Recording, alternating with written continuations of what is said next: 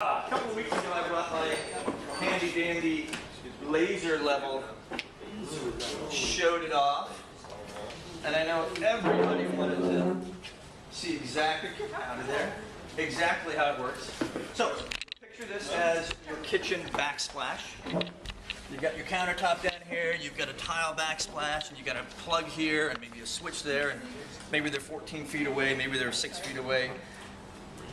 The typical contractor, electrician, is going to measure from the floor up to here and get maybe 42 inches and nail that one in. Go over to there, 14 feet away, measure up 42 inches, nail that in there. About 80% of the floors are out of level. So no big deal. So this one is maybe a 1/4 inch lower than that one or vice versa. It's 14 feet away, right? Nobody's ever going to see it. Not true if you put tile there, because tile has what? Grout lines. So even though it's 14 feet away, if it's in a wall, you'd never see it. If they were out an inch, you wouldn't see it. But with the grout lines being virtually perfectly level, you would see it. So anybody have any idea if these two are level? Not level. No. Show of hands? They're not level. They're not level. Just visually, you can see that. Yep. Yes. Yes, because they're less than 1.5 feet away, right? But think of them 6 feet away, 14 feet away. So what I do, electrician comes in, he does his thing. After he's done, I come in with my laser level. Is it in your watch? No, it is not. And this is awesome. I don't need to set this at the perfect height. I can measure down or up from here. So I'll go here and I'll do this. And I've got 14 1/8, but you keep moving. Stop it. That's 14 inches. And I move this little bad boy over here. And then pull down there. And I've got 13 3/4. So they are 1/4 of an inch out. Right? No big deal. It is a big deal. Because by the time anybody notices it, the tile's in. The drywall guy's not going to care. The electrician's going to measure from the floor. Nobody's going to care except the homeowner, and then there's a problem. So you got to fix it before the drywall goes in. I also use this to set my foundations a similar way. So a little prop there. I don't normally bring in props. I feel good that I did. So what is this all about? This is a tiny part of managing the project. That is what a general contractor does. It's why you hire a general contractor, to manage the project. I have a potential client who I was out to see about 2 months ago. I was referred to her by my Finnish carpenter who had already gone out, met with her and was going over new windows and doors. And then she said, well, I want to reconfigure my closet in my bedroom and this, that, and the other. Call Bruce. So I go out there, and that was the only part of the project that I was going to do. Nothing happened for about a month and a half. She didn't call him back. She didn't call me back. I called her this week and just checking status. She said, you know what? I'm having trouble choosing my doors, my windows. She said, I thought I was going to be able to handle this myself.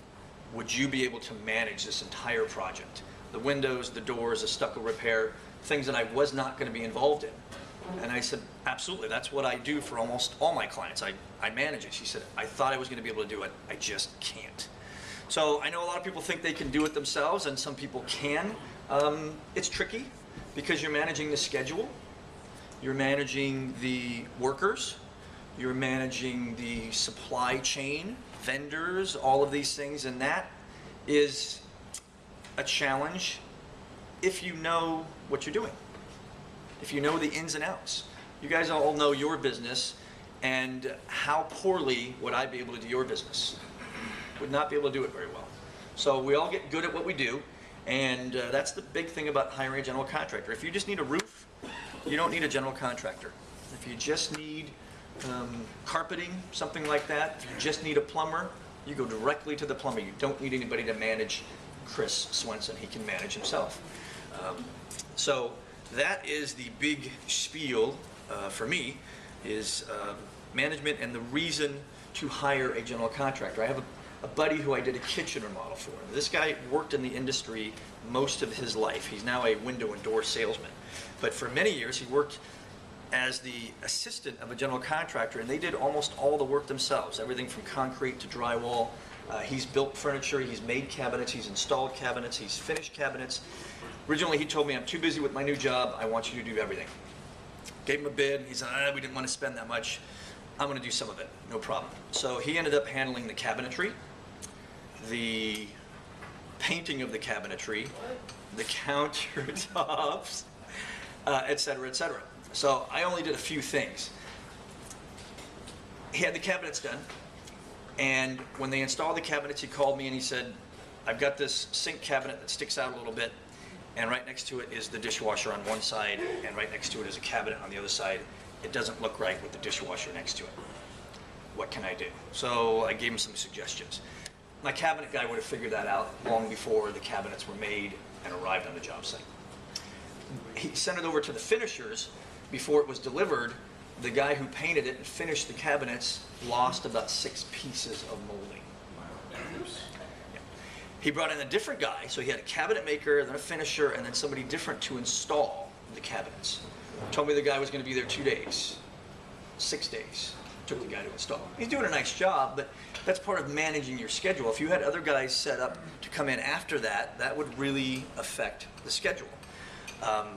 Also, when they went to install the cabinets, they found out that in 9 feet, one wall is 9 feet long, the ceiling is out 1 3/4 inches. Huge. That's a lot. It would not be unusual for it to be out certainly 1/4 inch, even 3/4, but 1 3/4 inches. And you're going to see that. My cabinet guy would have picked up on that the day he measured, before the drywall was in, and we would have made a decision, are we going to do different type of molding to fix that, or are we going to fix the ceiling now? And to fix the ceiling then would have been maybe $200-300, and like 0 delay in the project. To fix it now probably would be $1,800 and would take a week. So these are the types of things that a good general contractor brings to the table. I don't think most of the general contractors use this type of device to set that. I think typically what you would have is most kitchen remodels, of course, are done on an existing floor in an existing area. When it's all said and done and the owner points out that they're not level, he's going to say, well, your floor's out of level. Not my fault, nothing I can do about it. I don't know, John Thomas may have experience about that, but that's, I think, typical. Some guys would do this, but not all. And with that, I open it up to questions and comments. Sean Sloan. So at what point does it make sense to repair a floor if that's the problem? I guess it's up to the homeowner if they're remodeling to make that decision. But like, how often is the floor the cause of more problems? Most of the time the floor is out. Probably 80%, 70 to 80% of the time the floor is not level. And what's really funny is we're all this way. Somebody will have lived there for 35 years with it being out of level. And then you come in and maybe it's only 3/8 of an inch or 1/2 inch and 12 feet. You set the cabinets up and that's when they notice it. The cabinet guy sets his cabinets level and there's shims underneath the cabinet on this side and not there. And they said, whoa, what is your guy doing? He doesn't know what he's doing. And then I bring my level out and I said, well, no, the cabinets are level. I said, your floor is out of level. Well, you guys should have fixed that. How are we going to fix it? Well, you should have fixed it. Okay, well, we can still fix it now, but it's... We'll jack up your house. Right. There's almost always a fix, but what is the time frame? What is the cost?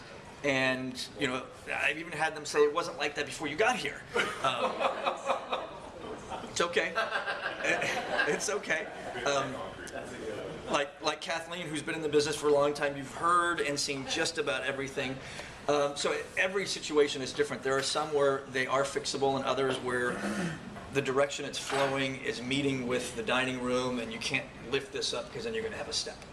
So you just kind of live with it. And you put that out of levelness in the least conspicuous place that you can find it. So you'll find a solution. There's always a solution, yeah. And sometimes those are minimal costs and sometimes they're huge, and then somebody has to make a decision if that's worth fixing or not. Yeah. But we're all living with imperfect homes. Pat? Yeah, when I go to the home, I see that a lot where there's shifting soil and there's a decay of the foundation from having too much outlying soil. Do you guys fix that kind of stuff? No. That is a very specialized thing. It's something we could do, but It's not something that we do. What about garages, like in the garage? Yes, if it's a situation in a garage where they had a lot of this in former Dairyland in Buena Park and La Palma. Yeah, we can go in there and bust up the entire slab, haul it away, and work with the soil, put steel in it, and report. And we can do that. Good. Sally? Mine is a comment on the work that Bruce did in our kitchen several years ago. And I can really attribute to the fact that we got, an increase in the price of our house when we sold it because of the granite top that helped us find and then installed and put the backsplash on it. And that kitchen was absolutely the most gorgeous kitchen. And everybody who walked into my kitchen, it blew them away. It just blew them away. And that kitchen is what sold the house. That and the master bedroom are the two pieces the two rooms that just sold the house.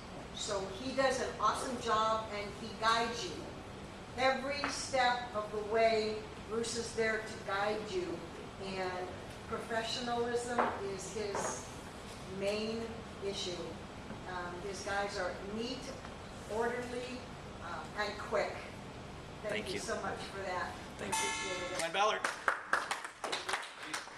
Commercial property? Yes, but it depends upon what it is. In other words, Large retail trees or? yes, yes. If it's like a tilt-up, a concrete tilt-up, I don't do that. Okay. Yes, yeah, I do. Thank you. Appreciate your time.